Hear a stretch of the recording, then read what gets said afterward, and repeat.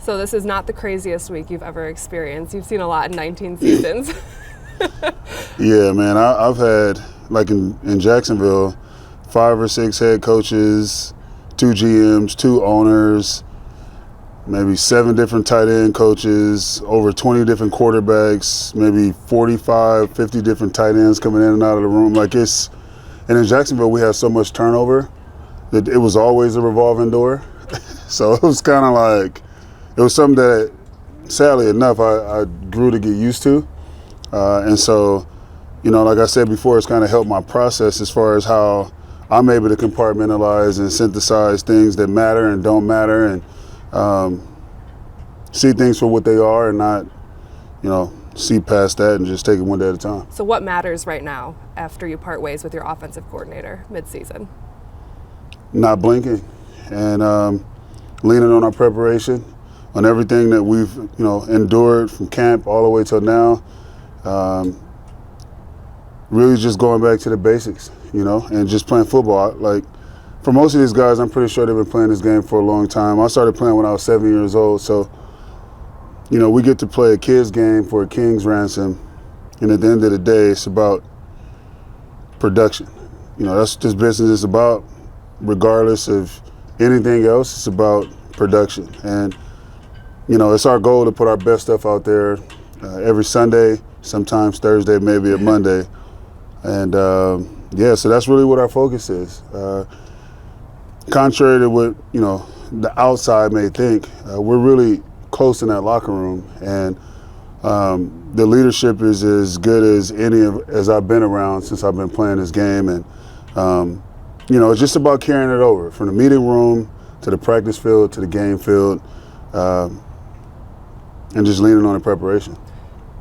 Since you've been in the league for 19 seasons and you mentioned the leadership being as strong from a player side that you've ever experienced, have you ever experienced a locker room that's leaned on its leaders so much like a season like this? It seems like you guys hold more weight in your voices than a lot of other places. Yeah, no, I think you hit it right on the nose. It hasn't been like this in a long time. I think maybe there's a few years there when I was on the other side, where we had, a good maybe 5 or 6 guys that we truly leaned on just for a voice and to set the tone, not just for practice or games, but every day, and how we carry ourselves. And I think that's kind of where we are at this point right now. We're in literally the process of building a winning culture here, right, and changing, what everybody has gotten used to over the last decade. And it's just about doing it now. I think we say all the right things. We have winning habits when we practice, when we're in meetings. We're very intentional about certain things that we're doing. So it's really just about the carryover and leaning on the guys that are really leading from the front.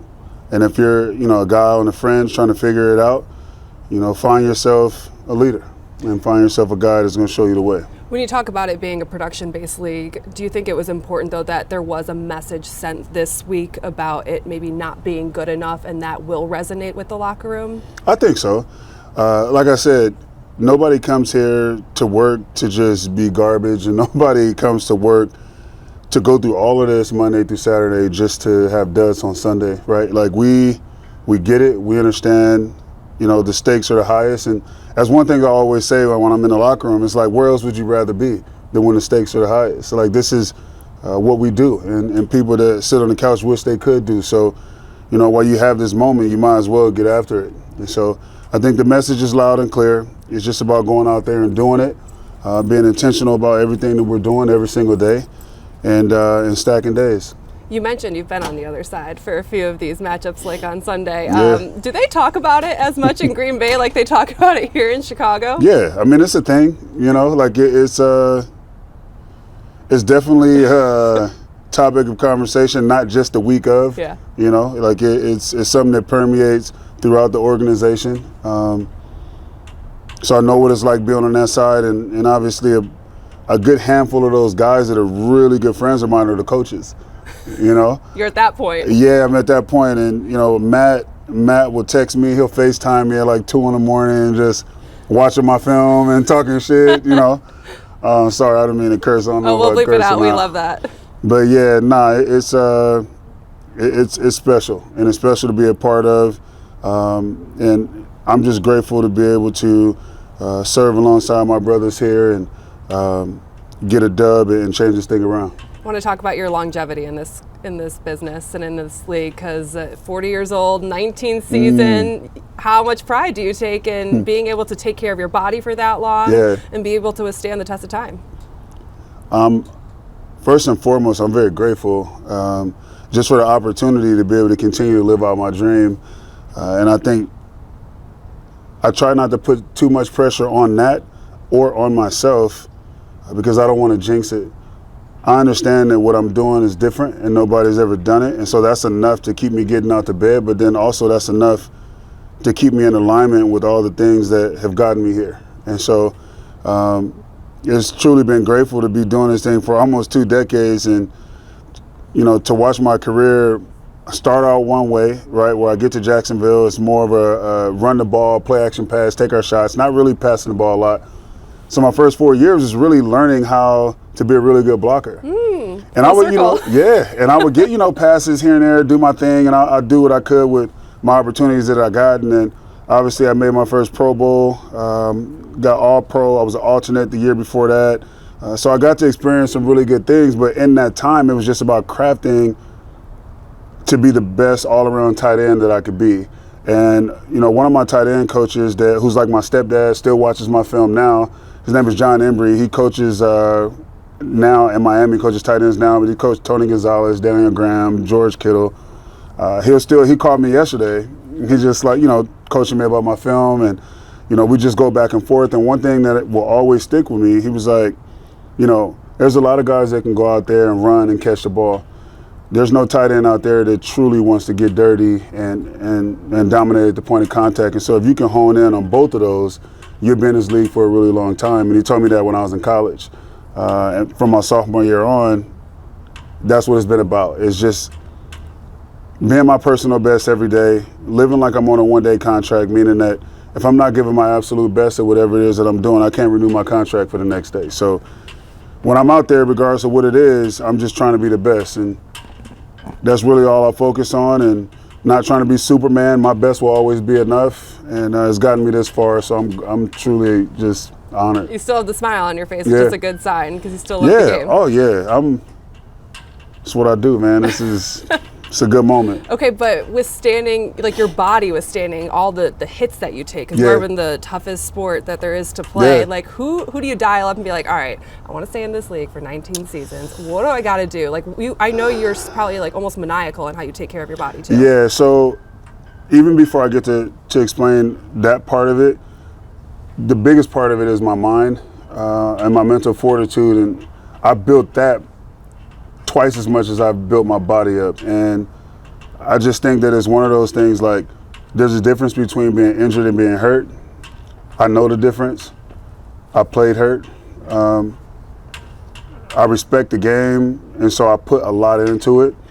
And then on the other side, the health side, I mean, my out of season doesn't look different than in season for me as far as taking care of my body. So my body is never shocked or I'm never like outrageously sore because I haven't done something, right? Like I have a process. That process has been built over the course of 15, 16 years.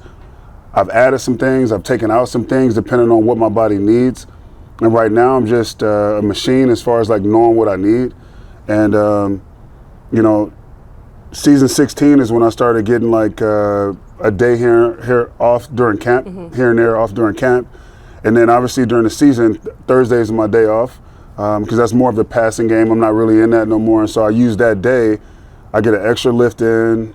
I run 2.5, 3 miles. And then I do my sauna, my cold tub. I'll stretch. I do my whole little process, modalities. And that's something that my body is used to. And I crave it. I crave it when I wake up in the morning. And yeah, man, it's just different, man. Like I can sit here and talk about it, but obviously I've been in it, so it's hard to like really give you everything. But for the most part, it's just about being consistent. I don't necessarily have the blueprint. I just know you might. I mean, 19 seasons. So wild, man. I bet you there's other tight ends who are calling you asking. Yeah, no, I mean, at the tight end, like I spoke there for like 30 minutes the first year.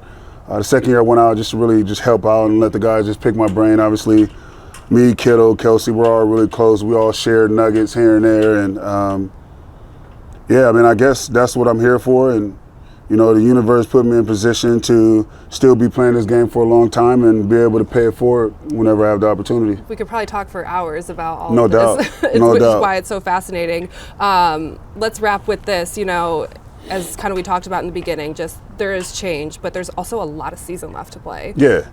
Like, how do you rally the guys in the locker room? Because I'm going to be honest, from the outside, it appears broken. Yeah. So speak for the locker room and how you know or rally these guys for the last 8 games. Yeah, I mean, from the outside, it's going to seem broken because the outside is not in on the process, right? So you just see the wins and losses.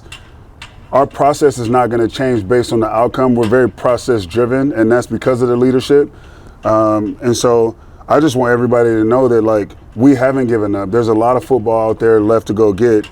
And if a divisional opponent coming to your place is not enough to get you out and get you up out the bed, like, what are you here for and why are you doing this? You know, if you're not on board, then leave the locker room and just go retire, you know, and like, that's really the message. Like, we don't have to have like this Superman or this crazy inspirational. No, this is our job, right? And like, I take my job very seriously. We all take our jobs very seriously, and it's about coming together and making sure we put our best stuff out on Sunday and living with the results.